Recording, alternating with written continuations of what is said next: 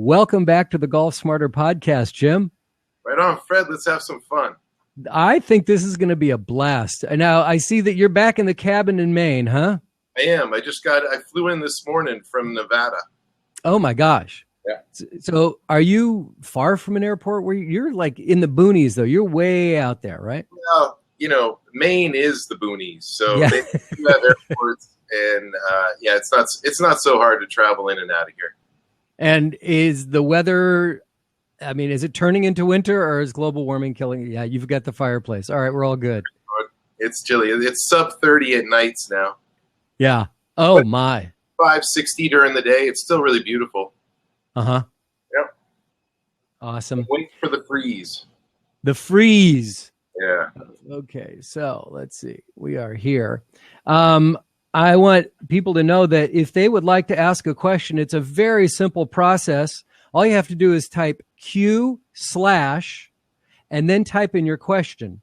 And just like it's explaining on that little GIF right there, right now, here on blab.im, we'll be able to put your question up on the screen so Jim can read it as well. So please, if you have anything, we've got a bunch of people who've already joined us. If you have any questions, I'm going to lock this seat out. I'm going to allow you to join us on video in a little bit. I know that there are people who have questions here. I'm really excited to hear what they have to ask you. But I want to get started with my game. When we first started talking, I injured myself. I couldn't play for at least a month. It was like month, six weeks. And so you were excited about that because you felt like this would be a perfect time for me to learn this setup. So You've got a unique style of teaching golf, a unique swing. Let's go over it briefly again to the people who are here can be introduced to what you're doing. Yep. In the simplest way, it's just a matter of presetting the movements for the swing in the setup. And so if you could, all that's required to hit a proper golf shot and to have power and to have the ability to control your trajectory and to shape the ball is simply that you keep your weight on your front foot and that your shoulders are closed through impact. It's simply those two components that I preset in the setup so that during the swing, you don't have to worry about the movements for the swing. You don't have to worry about where your hands are going. You don't have to worry about the rhythm, tempo, and timing of the swing. You can just hold your position, which just means holding your weight still. And if you hold your weight still, the ball doesn't move. So there's no reason for you to move. So if you hold your weight still and the ball is still going to be in that original position, that means you're going to return back to that original position. And since we're presetting so that your weight is on the forward foot and that your body is closed, you get the benefit of that position. And should I explain what the benefit of that position is? Oh, we always want to know the benefits. How else are we going to buy in? Solid contact and a tight draw ball flight. So contact is a product of the position of your weight. Your weight determines the bottom of the arc for the swing. So if you keep your weight on your front foot, that means you're always going to descend down through the ball, no matter what you try and do during the swing. If your weight is on your front foot, you're going to have a descending blow through the swing. The difference between a pro and an amateur is that a pro hits down on the ball. He hits the ball first. The funny thing is, though, that when an amateur tries to do that, they often find it very difficult to accomplish that. And it all comes down to the position of the weight. And then the second component is the closed shoulders. When you close your body down, you swing on an inside-out swing path. The inside-out swing path has so many benefits. One, it creates a draw. Two, it reduces spin on the ball. By reducing spin, you're actually adding power. But here's the fun part. By reducing spin, you're reducing how much the ball can spin offline. Mm-hmm. So it's not just a directional thing. It's also, it maintains a tighter margin for error. So by being closed, you control your path. By being on your forward foot, you control your contact. Path and contact are all you need to play well. And the fun part is, during the swing, all you have to focus on is staying still. We do the work in the setup. It's the setup where you should take your time and be very thoughtful and mindful about the position that you're getting in. And then over the ball during the swing, you just have to stay still. Does that sound like what you're experiencing right now? Yeah, it is. As a matter of fact, when I was showing a buddy of mine on Saturday when we were playing, he said, it seems like there's an awful lot of moving parts. And I'm saying, no. It's just the opposite. There's few moving parts. The problem with a normal golf swing is there is so many moving things. There's so many different things to think about. You make yourself nuts. And the idea of stillness, about rotating around your front, making the axis, right, your front foot versus your spine, right, reduces the amount. I'm learning. Reduces the amount of movement that we actually do have. I'm so proud of you. You've been a really good student. What you've done in the last 6 weeks, 7 weeks has been great. Not only did you take the opportunity to try and learn this, but you really followed the program. You know, you started small. Because you were injured, you didn't go hit balls. You just worked on your mat in your driveway and kept it a very controlled scenario so that you could focus more on the position and not get too obsessed with the ball. People get obsessed with the ball and they try and hit it far and they try and focus on how to hit it and control it. If you can control the position of your body, then you can control the ball. You talked about getting more consistent contact, which it should be the thing that everybody gets excited about, because I think that when people go to golf instructors, at least what I've learned from doing all these interviews, is they want more distance and they want to be consistent. Sure. And so obviously you want to be consistent, but I see people all the time tweaking throughout the round. Oh, I got to back off. Oh, it's like, how can you possibly be consistent when you're changing everything all the time? So true. And that's just the plague of what golfers go through. And it's well intended. Golfers are trying to figure it out. And so they get a sensation, they get a feeling, they get an instinct, they hear a tip, they read a tip. And so they chase after it, trying to improve their games. But first off, if you just focus on the same thing every time, even if it's wrong, if you just focus on the same thing every time, at least you have an opportunity for consistency. Now, if that thing is correct, not only do you get consistency, but then you get this high quality ball flight, you get confidence, and you get all the benefits that come from being in this left dominant position, this forward dominant position. Right. Do you find that this appeals more to middle to high handicappers, or do low handicappers? I mean, because it really is a radical change in what you've been doing for a long time. And people who are low handicap, single digit handicap players, I don't think they would want to make as dramatic a change as this is. You know what's cool about low handicappers is they're low handicappers for a reason. They're really good golf. They play all the time. Well, but they're also good golf athletes. You know, they've experienced a lot to get to that level in the game. Mm-hmm. Consequently, they're very easy to teach. So, you know, one of my closest friends used to play on the Nationwide Tour. I got him to make this swing within 10 minutes. I have another student that's a mini tour player who is able, you know, good golfers can make any swing. So it's just a matter of directing them properly, and then they'll have the opportunity to experience the quality of the ball flight, the quality of the contact. So low handicappers take to it very quickly. So I actually, all my students, I have all the way down to a +5 handicap, all the way up to, you know, a 30 handicap. And that 30 handicap is a new student who's on his way down to be in an 18 handicap.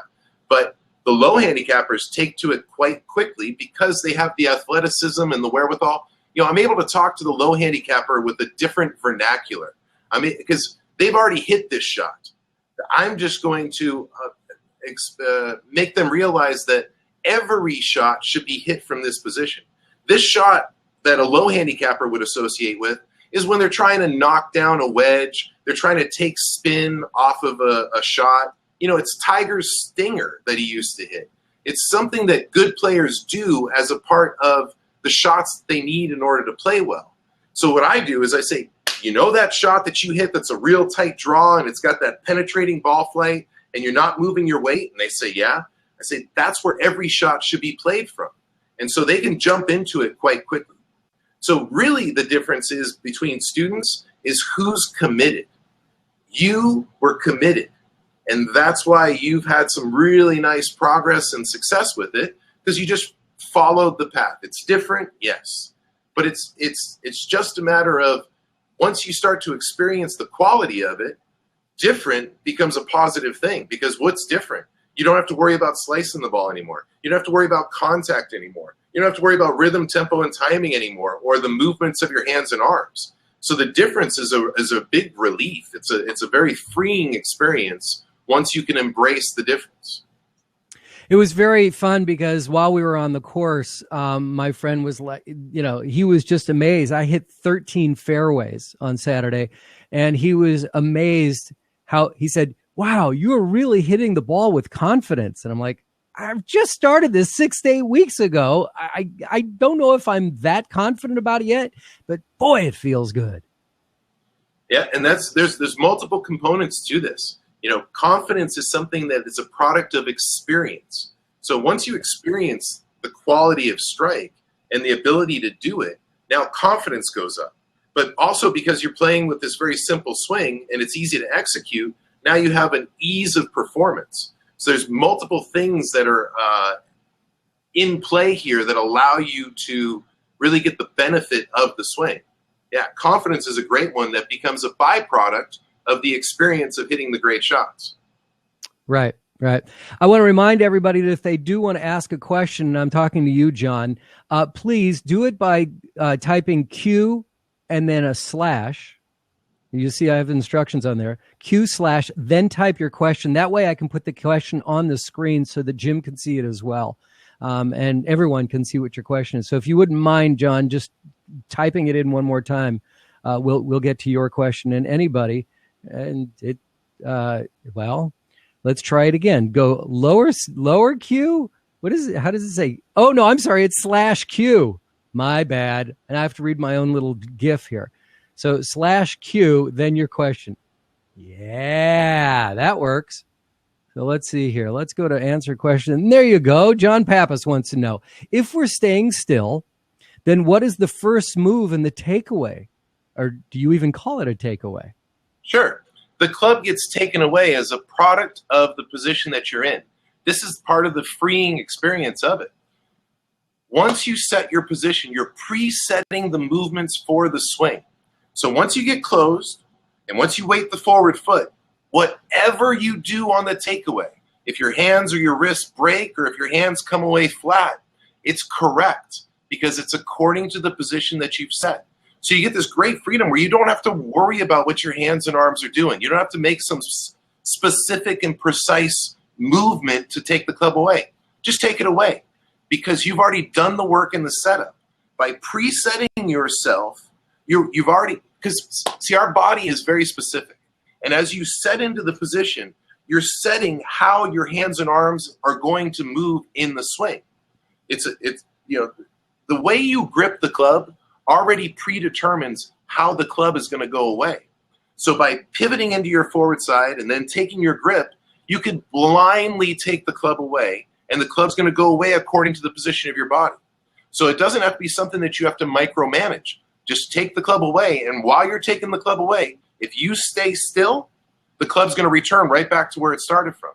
If the club returns right back to where it started from, you have the value of the position that you're in. And that's how you modify and learn this swing too. That's another benefit of this. If you stay still in your setup position and you take the club away in whatever manner you wish, whatever feels comfortable to you or whatever you wish to do, just let the club go away. You read your ball flight, and if contact is amiss, then you know that your weight has moved. If your direction is amiss, you know that your shoulders have opened. So in the next swing, you respond to that. You react to it. You get more weight to the forward foot if your contact is off, or you get more closed if your direction is off. And then once again, you blindly take the club away.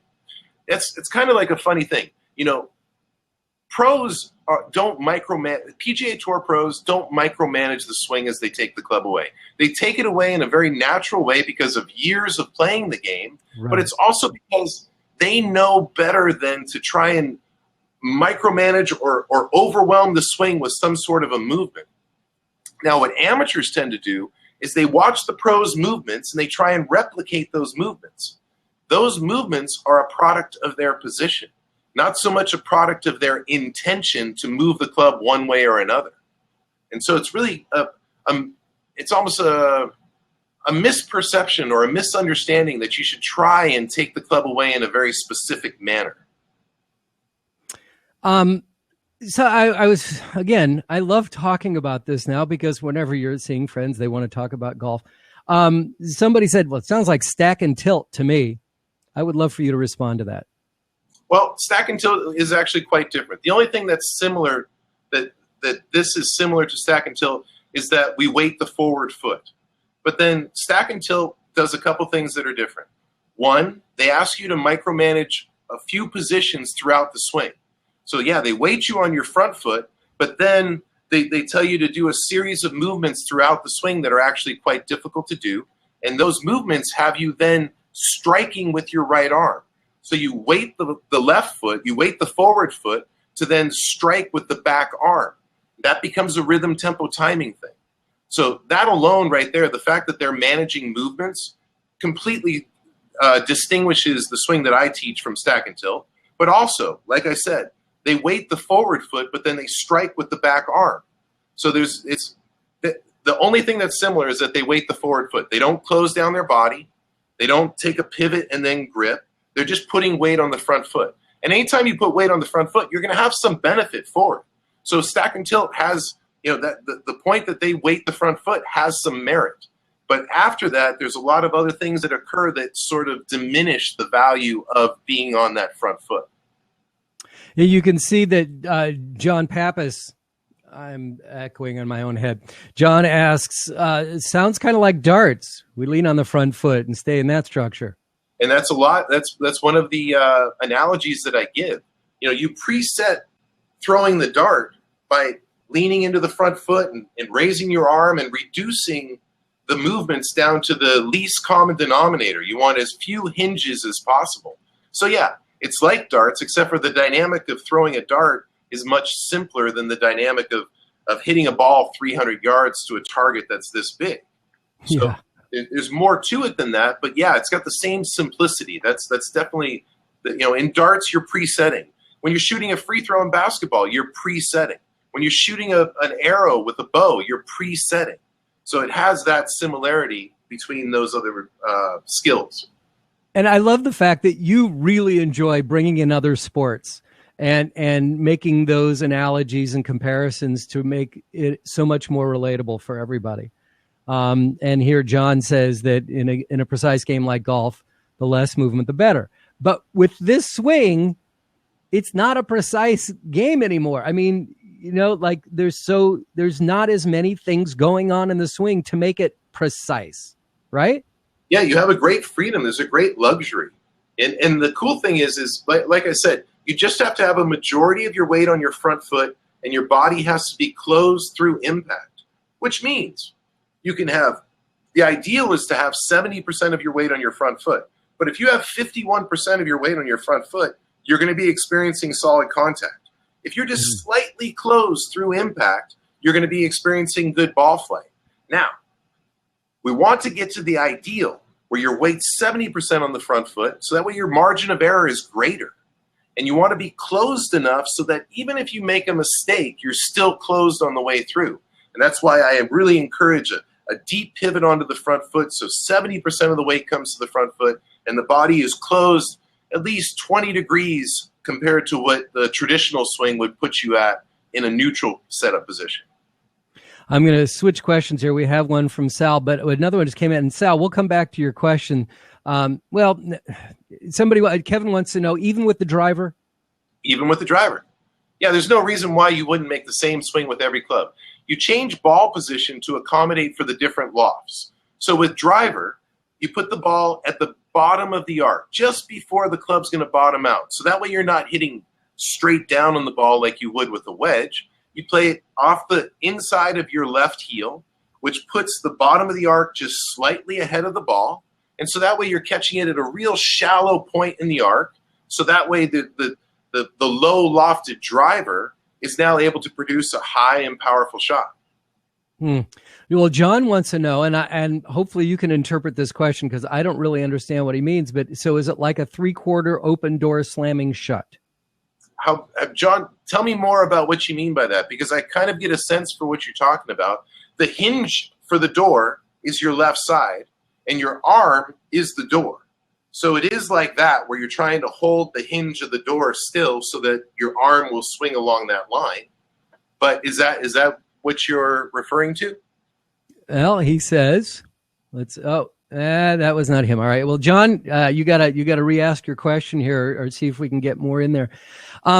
So I've been sending you video of my progress, and I was out on the range. Now, the first couple videos that I sent you was on a range hitting off of a mat, and boy, I was getting a beautiful draw. Everything was just working, but I was hitting off of a mat. And then I sent you video this weekend where I was hitting off of grass at the range.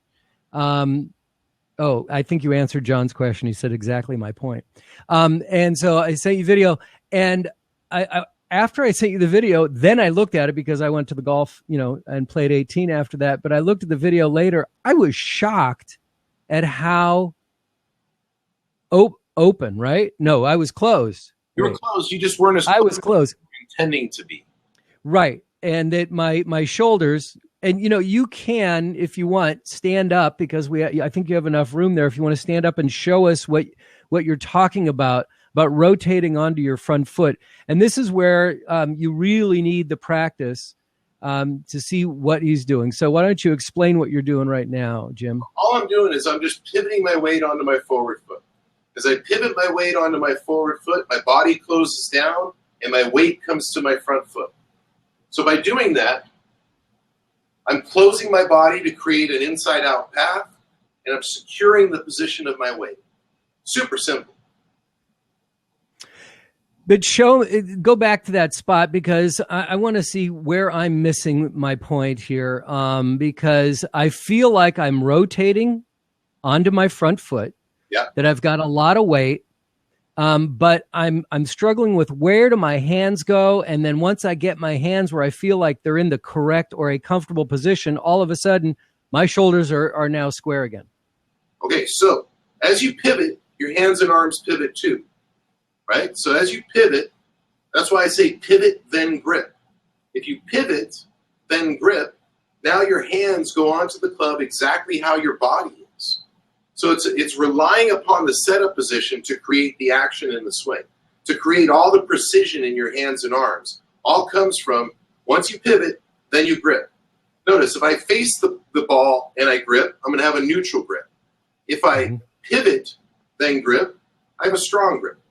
And that's what we're looking to have. We want a strong grip here because it's the strong grip that's an indication of being in your forward side.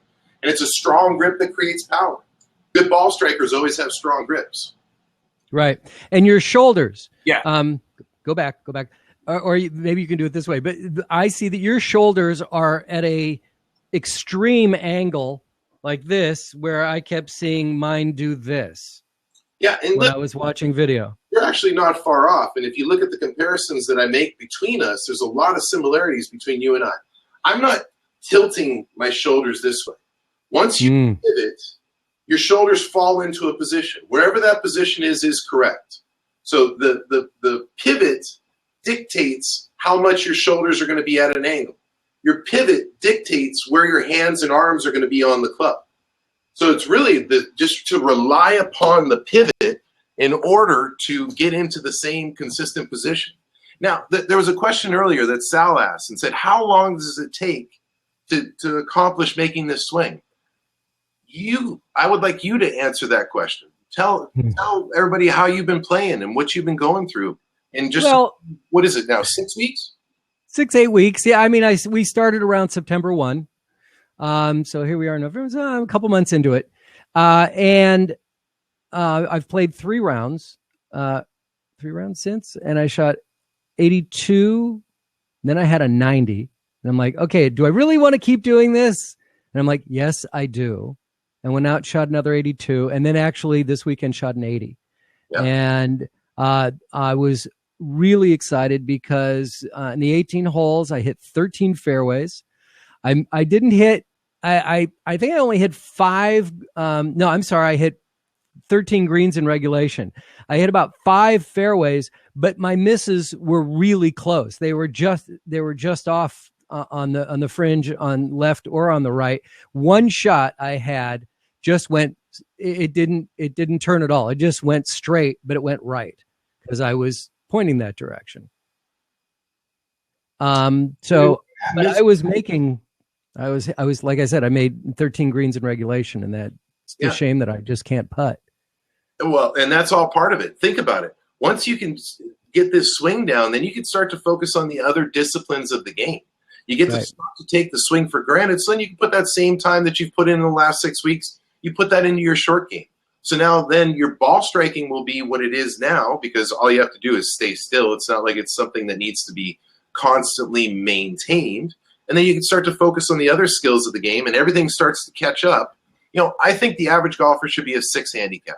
And the reason why I believe an average golfer just means, if you play once or twice a week, you should be able to be a 6 handicap really quickly and without too much effort. And that's because once or twice a week, but you're playing every week. Okay. Right. And getting some practice time in. Yeah, I mean, the average golfer isn't the average golfer kind of playing weekends once or twice a week. The average golfer who's really dedicated and devoted, actually, I got a lot of students that play every day. I have a lot of students that play 3, 4, 5 times a week. So, I think once or twice a week is a kind of a very minimal amount of time put in, and you can still be a 6 handicap because once you get the swing down, then you get to focus on your short game, you get to focus on putting, and then your confidence goes up, and then all things start to kind of meld together where you have more skills than just the ability to strike the ball. You can answer the question we have on the screen from Kevin right now about where you're based because I can't keep up with you. Yeah. Well, I'm bi-coastal right now. I've spent the majority of my life in California, but I also come back to New England, and I've spent this year, this is something you profiled in the podcast. I drove cross country teaching students. I ended up in New England, and I've stayed here because I've had a lot of requests for lessons back here. So I thought, since I'm here, I ought to take the opportunity to teach these people on the East Coast. And then, based upon weather, I'm headed back west. But, I'm a mobile golf pro. Yes, you are. And as you drive cross country, people get in touch with you and you'll stop, right? You'll go and do it. So a best way to do this is he's Jim Venetos, golfacademy.com. And you see the spelling on the screen. V as in Victor, Enetos. Jim Venetos, golfacademy.com is where you can find him and track him down. Now, this is there's a couple of questions that I really want to get to, but let's stay on the weight transfer. From Steve, he wants to know, when you transfer your weight to the lead side, where on the foot do you feel the weight? So are you on the heel or are you on the ball on the side of your foot? And while you're answering that, I'm going to disappear for a second. I want to go get some golf clubs because I want to ask some questions with my club in my hand. So go ahead and answer. Cool. So in my school, I have hundreds of videos that go into the details of questions like this. Where you want the weight is on the palm of your foot. So I'll show you right here. It's right in this area here, not on the toe, not on the heel. It's just grounded right into what would be like the palm or the ball of your foot. That's just a good stable place to play from. If you're on your toe, you're going to lose balance. If you're on your heel, you're going to lose balance. Right on the palm of your foot. I hope Converse likes this. I thought they sponsored you, man. You're always wearing the Converse. I've never seen you with golf shoes on. I love that. Yeah. Well, it's just not necessary. If you're not shifting your weight, you don't really need spikes to hold in place. That's an interesting point. Wow. And soft spikes. So I don't have an iron with me. I have what I found in a garage sale. Oh, Precision, huh? An old Precision Orlamar. I'm trying to do this so you can see it. So one of the things that I was recently taught before you and I got together and that I learned is my takeaway, I was just bringing it straight back, right? And not rotating the club at all. And the teacher that I was working with said that I need to as I'm bringing it back, open it up so it's open on top. I'm hitting the ceiling because of this. So it's hard to figure out how to do this on the screen. So it's opening like that, right? Opening the club on the backswing, and then you're squaring it up on the way through. Right. And so all of a sudden I was hitting a draw with that. Are you saying I don't need to worry about that anymore? That I can just thinking about my old swing or just what I'm most comfortable with? Listen, that's how the club does move. Now, if you have to focus on opening the club and returning it back to square every time, now you have to be good at doing that. That means you have to be very precise with the movements of your hands and arms in the club. That's the thing that becomes difficult about the game, is trying to control all the precision that happens in the club. Now, what if you pivoted closed? When you pivot closed, the club naturally opens up on the way back. The toe kind of comes around, and then as you stay still, the toe returns back to square.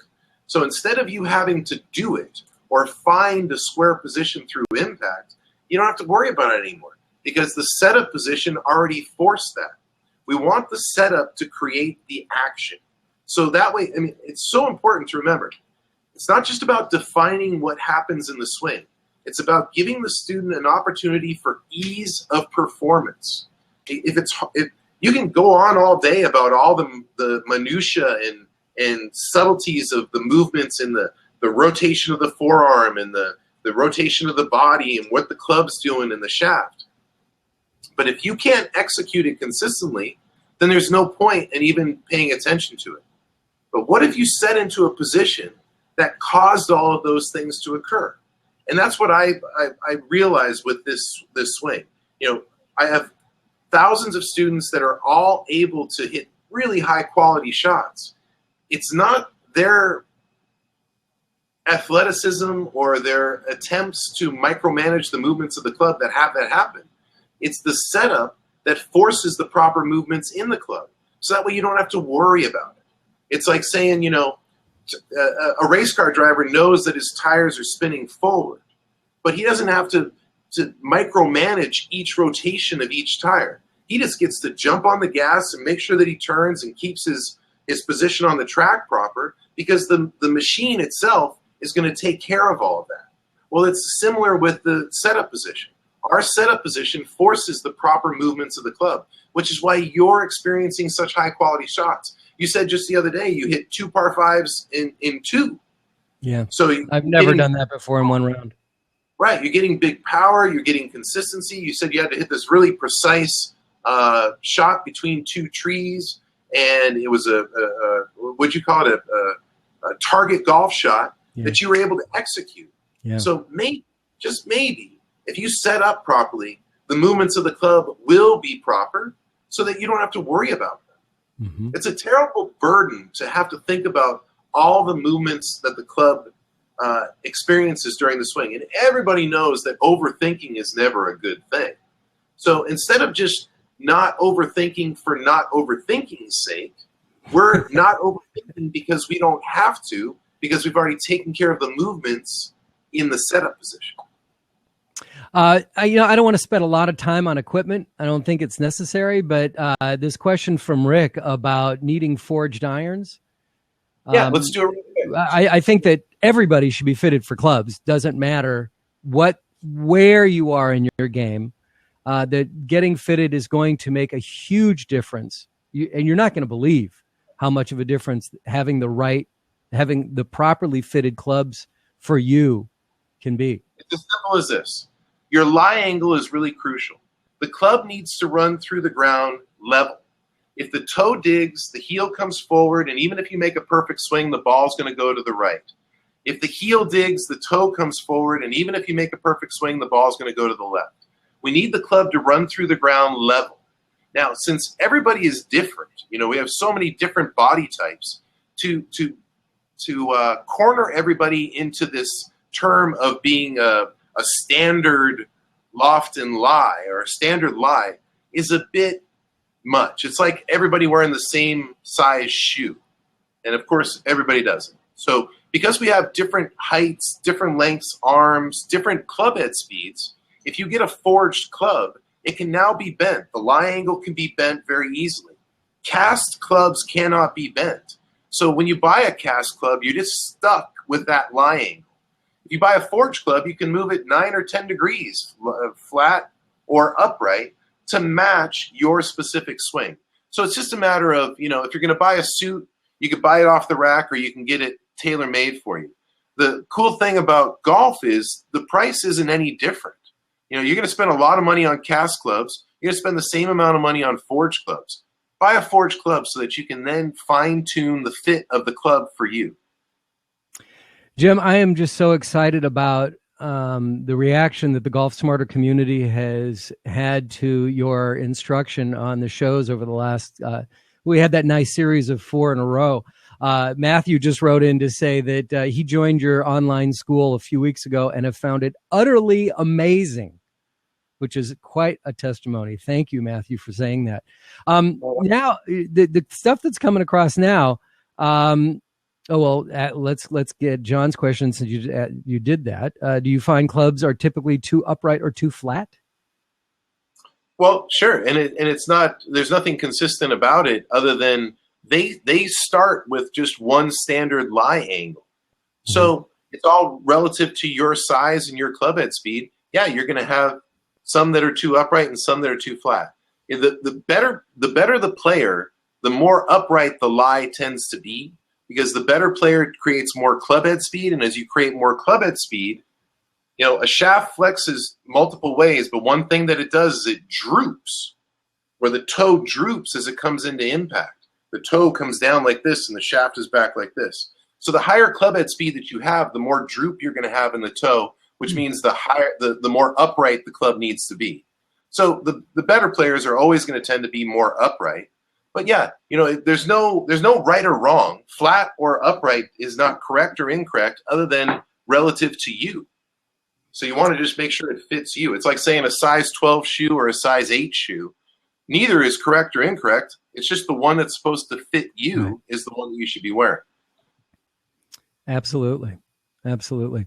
I love that, you have so many videos on YouTube, and you have a lot of subscribers, and we're welcoming all of them here right now. One of the things that you said in one of the videos I was watching last night about the shaft, the flex of the shaft in the swing, and how that creates your power. Can you expand on that a little bit? Well, sure. And this is something I think every golfer's experienced, from somebody that doesn't play very much and is a high handicapper all the way up to the best players. You have that moment where the ball jumps off the face and you wonder what just happened there. The swing feels effortless and easy. The club has a lightness to it. It feels light and easy to move, but it also has this strength as it comes through. What's happening there is the shaft is flexing. Now, great players know how to flex the shaft. They know how to move the club so that the shaft flexes. Beginners don't necessarily know how to flex the shaft. Right. How the shaft flexes is simply by working in a circle. When it works in a circle, it creates centripetal force. Think about Iron Byron, the robot that tests equipment. It makes a circular swing. As it makes a circular swing, the shaft flexes and it gets a very efficient power. If you shift your weight, you can no longer make a circular swing because the bottom of the arc is changing. So you're making a swing that has more of an oval shape to it. Once you're making this oval shaped swing, there's no reason for the shaft to flex. And so now you have to muscle it. You have to create power through speed and timing. But when you get the club to work in a circle, a lot of times people experience the shot when they're laying up on a par 5 or they're trying to hit a wedge, like a 3/4 wedge, and they end up blowing it over the green because they're not trying to hit it far. So they're not shifting their weight. They're actually being more stable about things. And all of a sudden the shaft flexes and the ball jumps off the face. And it's like, what just happened there? And they try and recreate it. It's very simple what happened there. You didn't move. And when you don't move, the shaft gets a chance to flex because it's working in a circle. And once it works in a circle, you get all the benefits that come in the shaft.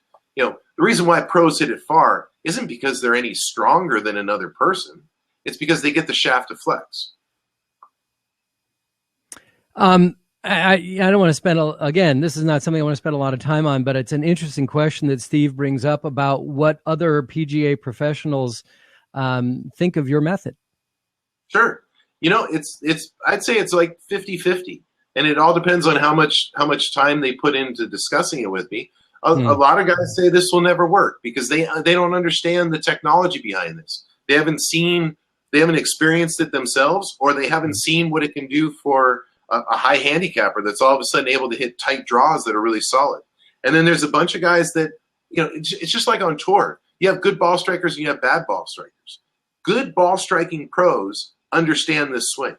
It's because good ball striking pros can relate to the idea of having more weight on the forward foot and working the inside out path.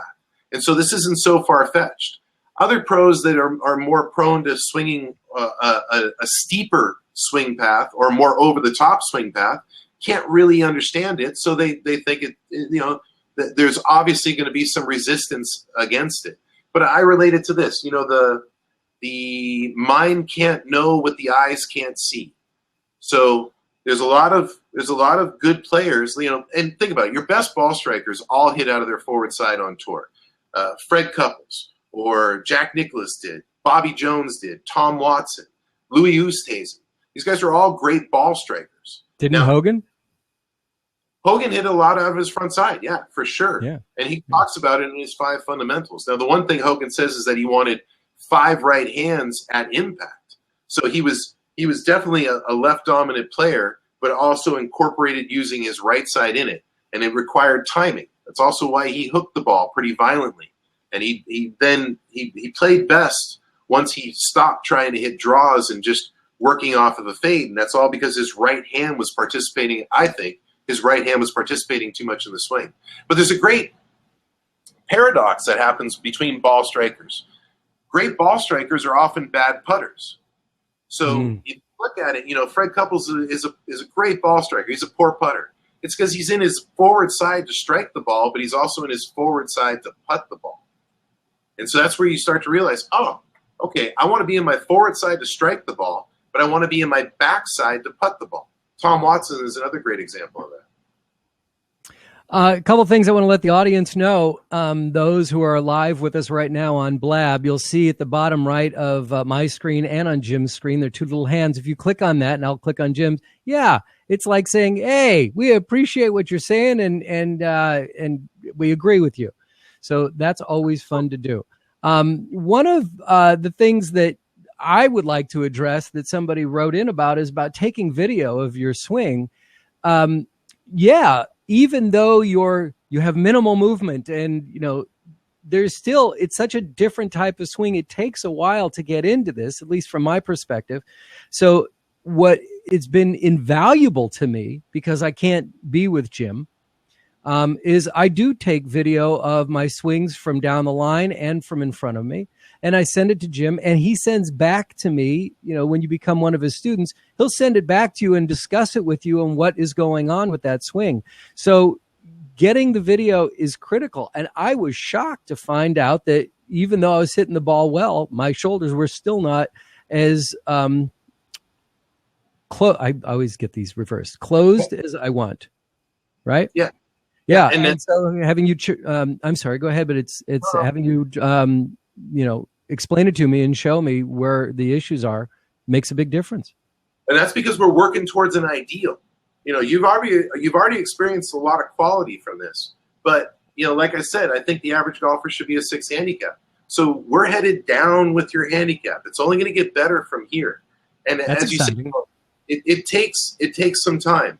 Sure, it takes some time. You're 6 to 8 weeks into it, and you're and you're not doing this just for me. This confidence and this excitement that you're experiencing, it's true and it's real. You're experiencing a distinct improvement, not only in your ability to hit the shot, but in your clarity of what you're doing. You understand now what can cause for good shots and bad shots, and what your responsibility is while you're playing. So there becomes this wonderful clarity that happens. And what I say is this: look, you're going to be playing golf for a long period of time. If you keep searching for a swing or a tip or some magic move that's going to make it happen, it's just not realistic. But if you take a couple months and just dedicate to learning this technique, what happens is very quickly you get to the place that you're at right now. So it takes a while. I think 2 months is a short, or 3 months or 4 months even, is a short period of time since you're going to be playing golf for the rest of your life. It's a short period of time to go through a learning process in order to gain a real and true skill, something that you can rely upon, something that you can understand distinctly. I mean, how often does somebody hit a shot and say, I don't know what I'm doing wrong. What am I doing wrong? I think I'm doing the right thing, and it doesn't work. Well, that's not really a part of this swing, because we have very distinct purposes that we're looking to accomplish. So it becomes something that you actually can grab hold of. And, there's a learning curve in anything. Some students will get it like this. Some students, it'll take a little bit of time, but all students get it. So might as well try and dedicate to something that has a pot of gold at the end of the rainbow. And when you talk about micromanaging, what I've noticed is that most of the micromanaging done on golf swings by golfers are done by those who probably started playing later in life, right? Or, in their 30s, whatever. I mean, because everybody I know who ever started playing as a kid, they don't break it down. They don't think about it, and they hit the ball well, and they're comfortable and confident. Sure. I mean, the best way to become a good golfer is start when you're 6. Sure. Because you don't have the intention to overanalyze things, Correct. And it's well intended. People that are trying to micromanage it, they are would-be better golfers. They would be better if it was up to them. So they're trying to micromanage it because they're trying to control this swing so that they can produce good golf and get the enjoyment from it. Instead of micromanaging the movements, just manage your position. If you manage your position in the setup, the movements of the swing are going to be very predictable. And then from there, you realize that how the club moves doesn't really have a lot to do with what you're doing during the swing. It has to do with how you set up. One of the fun things for me is, as students improve, it's a very distinct indication of how you can change the movements for the swing simply by changing your setup position. As you change your setup, you're going to change the movements for the swing. So if you get to a proper setup position, you're now going to have proper movements for the swing. So you don't have to worry about it. Talk about micromanaging. I've taken over these questions, but I've got the seat open right now. If you would like to join in the conversation with me and Jim, you are more than welcome to do so by just clicking on what does it say? On mine it says open seat. There's a space open there. We've got 2. And if you want to join in, please just go ahead and click, and I'll accept you in. And you can talk to Jim, and you'll have video for yourself. You'll be able to show him what you're doing and what you need to do, and maybe he can help you right now. That would be kind of cool. So if anybody wants to do that, please join us. This is Blab, and this is what it's all about. But this is also the Golf Smarter podcast. So you'll be able to hear all this all next week too. Let's see if there's any other questions. Just to follow up on shaft flex. If shaft flex provides the power, should we be using more flexible shafts? The flex of the shaft is definitely creates more power. Now, for me, I use an extra stiff shaft because I don't need power. I'm already able to create power just because of my understanding of how to make the swing properly. So the stiffer the shaft, the tighter your ball flight. It's not giving me. I'm not getting as much power from the shaft as I could. If I played a senior shaft, I could hit it farther, but that senior shaft is going to have more flex going on, so I could then also lose some control. So you want to play a shaft flex that matches your club head speed. My club head speed's 118 miles an hour with driver. So I play shaft. Once you come down to 106 miles per hour, you want to be playing a stiff shaft. If you're in the 90s for club head speed for driver, then you want to come down to a regular shaft. If you're in the 80s for driver, play a senior shaft. There's nothing wrong with it. But there's an optimal. So the more the shaft flexes, the more power you can create, but the shaft is not as tight. The precision is what becomes sacrificed. So look for the optimal. You only need to hit it far enough to be able to play the golf that you want to play. So if you're not hitting it far enough, look for a softer shaft. But if you're getting good distance out of the shaft, then you want to not soften the shaft too much to the point where you start to lose control. Again, click on the call in. I think it's a circle right there that says call in. Click on it, and if you want to ask Jim a question or me a question, I don't know why you want to ask me a question, but if you want to, please do. I would be putting more questions on the screen, but it froze on the left side of my screen, and I can't do it.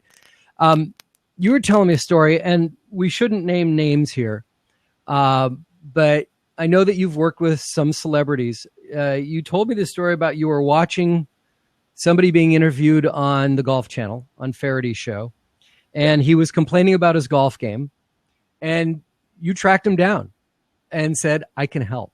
Do you mind sharing that story? You don't have to name anybody. Yeah. Yeah, it was just, I could tell from what he was saying in his interview that he had tried many different swing styles. And because of having the luxury of being a celebrity and having access to some of the greatest pros in the world, he'd been to the best teachers in the world and still struggled with the game.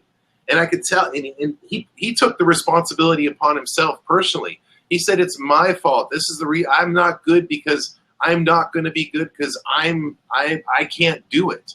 And when I saw that, I thought, I could definitely help him. And so we've been working together now for the last 2 months. And he actually told me last week when I went out to LA, he said, I couldn't be happier with my swing, and if I don't get any better than I am right now, I'm completely content. And I said, I'm glad you feel that way, but guess what? You're going to get better. So it's been really fun working with him. And it's just, when I see somebody that wants to play better, I have a resolution for them. I have a remedy for them to be able to improve. And that's what motivates me. I want to help golfers to play good golf because I can see how badly they want to play good golf. And this is such a simple swing that it's not very hard to execute. It's not very hard to understand, and it's not very hard to learn. So it gives me great joy when I see my students hit tight draws that are super flush, and they turn around, they look at me and go, I've never hit a ball like that. And it's like, yeah, now do it again because you can. Because all you got to do is stay still. And I know that there's so many times where I've had a lesson, worked with somebody and was just nailing the ball by the time the lesson was over. And 3 days later, I go back to the driving range and was like, wait, what happened? How do I do that? And that's what I like about this swing. It's really not as complicated as you would think. And it's easy to remember what you have to do because there aren't 1,000 things you have to remember what to do. No, you just have to stay still and you have to do the work in the setup. Right. One of my goals as a teacher is I want my students to be autonomous. A golfer is not allowed to receive advice during a competitive round. Right. So they're on their own. You're on your own. So I want you to be autonomous so that you can make the adjustments and corrections on your own so that you don't need me. I make this joke all the time when I'm teaching. I say, if I die tomorrow, just read your ball flight and recognize that contact is a product of your weight, direction is a product of the position of your shoulders, and you're going to make the adjustment in the setup, and then you're going to stay still. So that way you can have the luxury. You shouldn't need me. Once you get this swing down, we should talk because we want to have a beer and you're going to tell me how many birdies you made, not because you're wondering, what do I do? So I just have always found, and I experienced the same thing. I learned from some of the top instructors in the world when I was in high school, and I found it to be difficult. I found it to be confusing, and it just was something kind of like my celebrity student. I felt like maybe I'm not getting something. I'm not understanding something. But I was a really great athlete. I played high levels of other sports, and yet I still struggled with what the conventional swing was. And then once I abandoned that and I played Division I college golf and I had abandoned all of traditional theory, I just worked off of ball flight. I paid attention to how the ball flew, and I understood how to control the ball flight through the position of my setup. And all I'm doing is just giving other people the opportunity to have that same luxury and that same skill. The cool thing is that the shot that gets produced is a really high quality shot. Right. It's super solid. It's got a lot of power on it, and it's a tight draw. And then, some people will say to me, well, sometimes I need to hit a fade. So, how do I hit a fade? Bobby Jones says, sometimes the expert player needs to hit a fade. Bobby Jones hit a draw as a standard shot. He says, in order to hit that fade, the expert player will do intentionally what the poor player does unintentionally. Wow. Basically saying to hit a fade, you just make a bad swing. Anybody can hit a fade. Can you hit a draw? That becomes the pinnacle of ball striking. So if you can hit a draw, don't worry about needing to hit a fade, because you'll be able to hit a fade. And it's very easy to hit a fade from this setup and from this position. You just hold the face open through impact. And the ball, instead of falling left at the end of the flight or drawing at the end of the flight, falls to the right.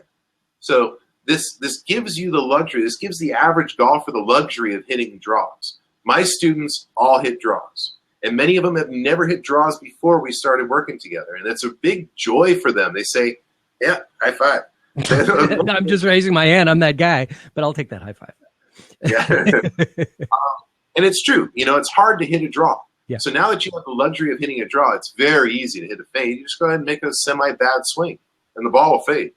I'm curious, the way you said the ball drops to the right. Now, I've noticed there are, now that it's new for me to be hitting a draw, sometimes the ball is going way out to the right, then it comes around to the left. Then there are shots where the ball has this beautiful flight up in the air. I've unplugged my headphones. This beautiful flight up, and then it just kind of drops down to the left. Is one more preferable than the other? Is one the correct type of ball flight that I'm looking for? Yeah, the ideal is the tight draw. Now, what's cool about the wide draw that you're hitting is it's a self-correcting miss. It's a miss. But what's it doing? It's a little wide, but it's working back towards target. So now your misses are pretty decent. And then when you are able, and the cause for that wider draw is just not maintaining enough stillness. There's a little bit of looseness in the position of your weight. So now there's some fluctuation into the width of the draw. When you hold tight with your weight, you get a tighter draw. So what the fun part is both balls end up at the same place. One is a wide draw, one is a tight draw. So you seek out the ideal, but when your misses are, and this is how I refer to it, I say your misses are behaving. When your misses are behaving and trying to come back towards the playing field, come back towards the fairway, come back towards the pin, now you have this luxury where you don't have to be perfect and the ball will still be a playable shot. That reduces the stress on the golfer. This increases confidence. He now knows, okay, I'm trying to hit this shot, but even if I mess it up slightly, it's not going to be too poor. Rick, I'm talking directly to you over there. I see that you're thanking Jim. I'd love for you to come on and thank him yourself. Just click on the call-in button there, and we'll get there. You go. Because I could talk about this forever, but I love getting people who can give me a good testimonial to. It's clear how passionate you are, Jim, about what you're doing. And I love the fact that you're not a golf instructor who's looking to book every hour, but you're a golf instructor.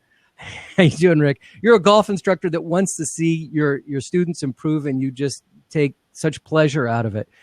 Hey, Rick, how you doing? Hey, guys, how are you? Thank you so much for joining us. Oh, this is great. Wow. Great to see you. Yeah, you too. You're still up in Maine there, right? Yeah. It doesn't look like Cali in the background. No, it's not. So how long have you worked with Jim, Rick? About a year and a half. Really? Yeah. What was your game like before you started? Big slicer. Oh, my God. I could slice, but I could play out of just pure guts and determination, I guess it was, just hacking my way around. And, I couldn't get below an 18, really. Now I'm a 12 and a half. Really? Congratulations. That's awesome. And yeah, Jim. And I ruptured a disc in my back. Couldn't play. I was done. Oh. And I'm like, maybe I'll try. And I saw Jim swing, and I'm like, that's something maybe I could do. And I went out to the range. I'm not kidding you. I hit draws first day out. and with no twisting, no lunging, all the things that would hurt my back. And yeah, thanks, Joe. It's huge. It's a big part of my life now. So yeah, you did. That's awesome. Rick was one of my first students to join the online school, and so I've only seen him once, which was over the summer as I'm making this cross country trip. We got together, but before that, we just worked remotely. And he did a really good job of just sticking to the program and really being committed to it. And partially because his back was forcing him. Right, exactly. Program. But consequently, you did the work, and that was great. You know, that's what's so fun to see is when you dedicate to it, you get a positive result. And when we played this summer, I mean, I'm telling you, Rick is really nice. I was really nervous. That was nice. I'm so glad you're saying that. I'm like, I definitely gagged several times, but that was nerves more than that's in here. I'm really glad that you said that because worse than being at the first tee at Pebble Beach with 150 people standing there watching you, I would think that after working with Jim on video for such a long time to be able to play with him. You must have been a nervous wreck on that first tee. It was weird. It was really weird, especially we were going to go to my course. I didn't realize that we wanted to hit some range balls first. And my Muni course, which is a dog track, has no driving range or anything like that. So we had to go to the country club near me. And so everything got sort of bamboozled. But it was fun. Yeah, it was cool. We had, nice heart-to-heart and all that stuff. It was cool. It was a good time. A couple beers afterwards. That was nice. It's more information than we need to know. There's even more. Yeah, right.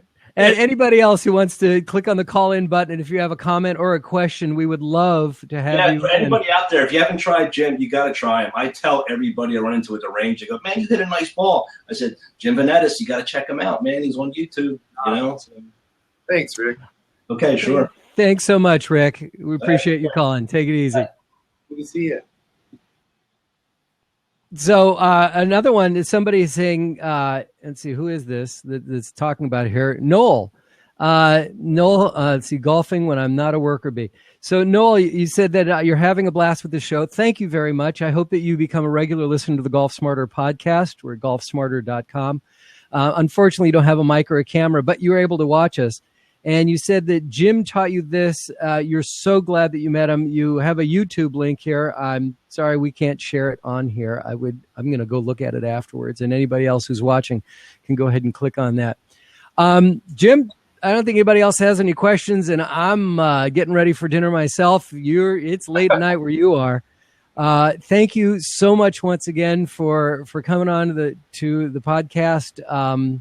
This is way too much fun. I learned so much more, even though this is supposed to be simple. They're the subtleties. It's all about the nuance on this, like golf, and the subtleties of it and the nuance. But once you get it, oh my God, you got it. And I don't believe that celebrity at all who says that he's content, because that is not what golfers do.